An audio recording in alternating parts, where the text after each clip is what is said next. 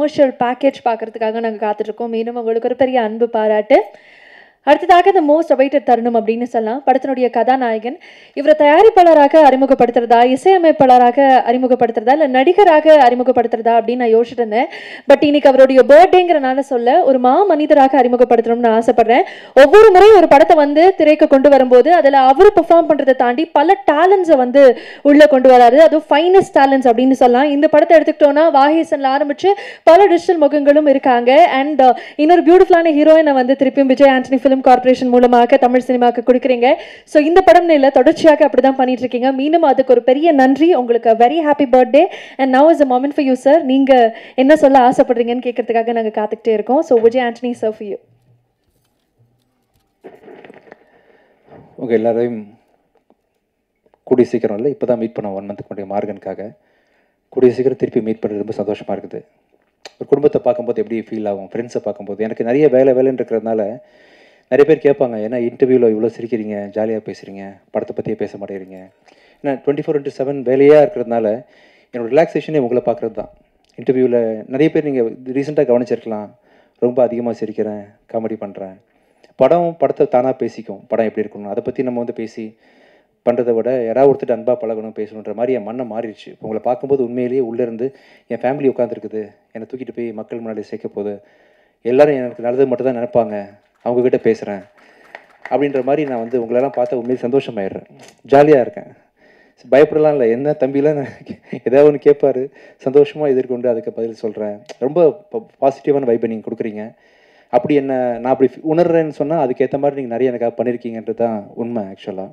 So இன்றைக்கி வரைக்கும் நான் இன்னொன்று தடவை சொல்கிறேன், நான் ஒரு மிக சாதாரண ஒரு ஆக்டர் தான். சூப்பர் மேன்லாம் உனக்கு பயங்கர டேலண்டட் ஆக்டர்ஸ் நானே என் கண்ணால் பார்த்துருக்கேன். பட் எனக்கு வந்து நீங்கள் ஏதோ ஒரு காரணத்துக்காக ஒரு பெரிய அங்கீகாரம் கொடுத்து தூக்கி வச்சுருக்கிறீங்க. அதை வந்து பண்ணி என்னை 25வது படம் நடிக்கிற வரைக்கும் ஒரு ஆக்டராக நீங்கள் ஆக்கி வச்சுருக்கிறீங்க. உங்கள் எல்லாருக்கும் என்னுடைய மிக மிக தாழ்மையாக மனமார்ந்த நன்றிகளை தெரிவிச்சுக்கிறேன். Thank you so much. அண்டு நான் தமிழில் நான் மனசில் என்னோட நாலேஜுக்கு நான் ரேட் பண்ணுற டாப் 5 ஃபிலிம்ஸ் ஒரு படம் வந்து அருவியை பார்த்து உண்மையிலே மிரண்டுட்டேன். ஆக்சுவலாக பார்த்து நைட்டு 2 o'clock பார்த்து முடித்தேன் பிரபு. ஒரு 3-4 தடவை கண்ணீர் விட்டு அழுதுருப்பேன். அந்த திருநங்கைகள் பற்றி நீங்கள் அப்ரோச் பண்ண விதம், வாழ்க்கையை பற்றி அது ஒரு புதிய பரிணாமத்தை எனக்கு கொடுத்துச்சு அருவின்ற படம். படத்தை தாண்டி உங்கள் கருத்து இருக்கு இல்லையா, எண்ணற்ற எண்ண கலவைகளில் உள்ள அவர் மனம் சிந்திச்சுக்கிட்டே இருக்குது பல டைமென்ஷனில். ஷெல்லி சொன்ன மாதிரி அருண் பிரபு வீட்டில் அவ்வளோ பேப்பர், பொலிட்டிக்கலை பற்றி அவ்வளோ நாலேஜ், மனிதத்தை பற்றி நிறைய கருத்துக்கள் இருக்கிறதுனால அவர் எக்ஸ்பிரஷன்ஸ் ரொம்ப குறைச்சிக்கிட்டாரு. கொஞ்சம் நிறைகுடம் தழும்பாதுன்னு சொல்லுவாங்க இல்லையா, அந்த அருண் பிரபு இவ்வளோ லிமிட்டாக பேசுகிறாருன்னா என்ன அர்த்தம்னா அவ்வளோ நாலேஜபிள் பர்சன். நீங்கள் பார்த்துருப்பீங்க கண்டிப்பாக அருவியை. வாழ் பார்த்தேன் அருண் பிரபு, வாளுமே wonderful movie. As a person எண்ணத்தில் அப்படி நிறைய தாட் ப்ராசஸ் இல்லைன்னா உங்களால் இந்த மாதிரி படைப்புகள் படைக்க முடியாது. இந்த சக்தி திருமணம்னு பார்த்தீங்கன்னா உண்மையிலேயே ஒரு டைரக்டர் தானே, நான் வந்து வேலையை பார்த்துட்டு போயிடுறேன் அப்படிலாம் நினைக்கவே இல்லை. அவர் என்கிட்ட ஒவ்வொரு நாளும் சார் பட்ஜெட்டில் இருக்கா, கண்ட்ரோலில் இருக்கா அப்படின்னு சொல்லிட்டு ஒரு டேரக்டருக்கு வந்து பட்ஜெட்டை பற்றி தெரிஞ்சுக்கணுன்ற அவசியமே கிடையாது ஆக்சுவலாக. ஆனால் வந்து அவர் கேட்டுகிட்டே இருப்பார். நான் சொல்லுவேன், பிரபு நான் பரவாயில்ல பிரபு, நான் பார்த்துக்கிறேன், செலவை பற்றி கவலைப்படாதீங்க, நீங்கள் பண்ணுங்கள், கவலைப்படாதீங்கன்னு சொன்னேன். ஏன்னா உங்கள் நேரத்தில் வந்து ஒரு 10 நிமிஷம் இதுக்காக செலவு பண்ணக்கூடாதுன்ற எண்ணத்தில் நான் சொல்லுவேன். பட் ஆனால் இல்லை, ப்ரொடியூசர் சேஃபாக இருக்கணும் அப்படின்னு சொல்லிட்டு பட்ஜெட்டை பற்றி ரொம்ப கவலைப்பட்டு இவ்வளோ பெரிய படத்தை, மிகப்பெரிய படத்தை வந்து நீங்கள் சொன்ன மாதிரி முடிச்சு கொடுத்தீங்க பிரபு. உண்மையிலே ஆச்சரியப்படுத்துகிற விஷயம் எனக்கு அதுதான். நீங்கள் பெரிய கிரியேட்டர்னு தெரியும், ஒரு மனுஷனாக ஒருத்தருக்கு காசு செலவாகுது, அவருக்கு வட்டி போகுது, அவர் நல்லா இருக்கணும் அப்படின்னு நினைக்கிறீங்க இல்லையா. ஸோ அதுக்கு மிக மிக உங்கள் பண்புக்கும் உங்கள் குணத்துக்கும் நீங்கள் எங்கேயோ இருப்பீங்க பிரபு. ஆக்சுவலி எனக்கு வந்து இந்தியாஸ் டாப் 3 டேரக்டர்ஸில் அருண் பிரபு ஒன்று. எனக்கு மக்களுக்கும் அப்படி தான். எந்த லாங்குவேஜ்லேருந்து அவங்க அருவியை பார்த்தாலும், எந்த லாங்குவேஜ்லேருந்து அவங்க வாழ் பார்த்தாலும் கண்டிப்பாக உங்களை பற்றி ஒரு பெரிய புதிய பார்வை தான் அவங்களுக்கு உண்டாகும். ஸோ எனக்கு வந்து உங்கள் படத்தை வந்து தெலுங்குலேயும் ரிலீஸ் பண்ணுறது ரொம்ப சந்தோஷம். அருண் பிரபு உங்களுக்கு வந்து என்றைக்கு வந்தாலும் சரி, நம்ம ப்ரொடக்ஷன் கம்பெனியை பொறுத்த வரைக்கும் எனி டே எனி டைம் நீங்கள் வந்து ஆல்வேஸ் வெல்கம். ஆனால் நீங்கள் நல்லா இருக்கணும், பெரிய பெரிய ஹிந்தி டேரக்டர் ஆக்டர்ஸு பெரிய ஸ்டார்ஸோட படம் பண்ணணும். பட் எனி டைம் உங்களுக்கு நான் தேவைப்பட்டனாலும் நான் கண்டிப்பாக இருப்பேன் பிரபு. ஸோ ஒரு புருஷனை பற்றி ஒருத்தங்க பெருமையாக பேசுகிறாங்கன்னா கண்டிப்பாக அதுக்கு பின்னாடி மனைவி இருப்பாங்க. அதே மாதிரி மனைவியை பற்றி ஒருத்தங்க பெருமையாக பேசுகிறாங்கன்னா அதுக்கு புருஷன் இருக்கான்ற மாதிரி ஷெல்லி வந்து புருஷனா பொண்டாட்டியா என்ன சொல்லலாம், பொண்டாட்டி வச்சுக்கலாமா? ஷெல்லி தான் அருண் பிரபுவோட ஒய்ஃபு. அதனால் இவ்வளோ பெரிய அவுட்புட் வந்து நீங்கள் தொடர்ந்து அதாவது இப்போ ஓகே, ஆனால் அருவி படம் போதெல்லாம் உங்களுக்கு எவ்வளோ லிமிடேஷன் இருந்திருக்கு, பட்ஜெட் கன்ஸ்ட்ரெயின்ட் இருக்கும், அப்படிலாம் தெரியவே இல்லை. எவ்வளோ பிரம்மாண்டமான படைப்பு அது.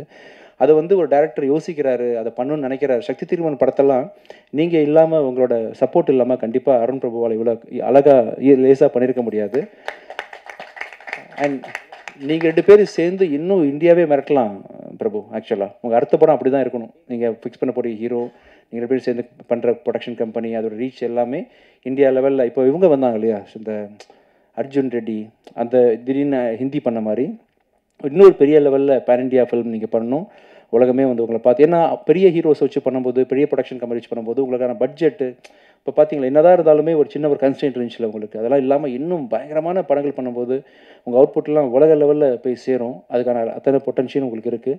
அதுக்கு சப்போர்ட் ஷெல்லி இருக்கார், உங்கள் டீம் ரேமண்ட் இருக்காங்க, எல்லோரும் இருக்காங்க. கண்டிப்பாக நெக்ஸ்ட் படத்தை வந்து நான் அருண் பிரபுட்ட இன்னும் பெருசாக எதிர்பார்க்குறேன். இதுவே வந்து ரொம்ப அருமையான படம். சத்ய திருமகன் பயங்கர கருத்துக்களோடு பண்ணியிருக்கீங்க. பெரிய ஹைட்ஸ்க்கு இந்த படம் உங்களை கொண்டு போவோம்னு நம்புகிறேன் Prabhu. All the best. Thank you Shelly, உங்களுக்கும் மிக மிக நன்றிகள். ஷெல்லி என் படத்தோட அடுத்த படத்துக்கு இவர் தான் கேமரா பண்ணுறாரு. யமகாதிக்கு டேரக்டர் பெப்பின் ஜார்ஜோட படத்துக்கு ஷெல்லி தான் கேமரா பண்ணுறாப்புல. So thank you so much Shelly. அப்புறம் திருப்தி, ஒண்டர்ஃபுல். ஸோ அவங்கள வந்து ஃபஸ்ட்டு டைம் வந்து பிரபு ஃபோட்டோ காமிக்கும் போது யார் அவர் காமிப்பார். ஏன்னா அவரோட படங்களில் உள்ள ஹீரோயின்லாம் பார்த்தீங்கன்னா, அருவி ஹீரோயினாக இருக்கட்டும், வால் ஹீரோயினாக இருக்கட்டும், பெக்யூலியர் ஃபேஸ் இருக்கும் அவங்கக்கிட்ட.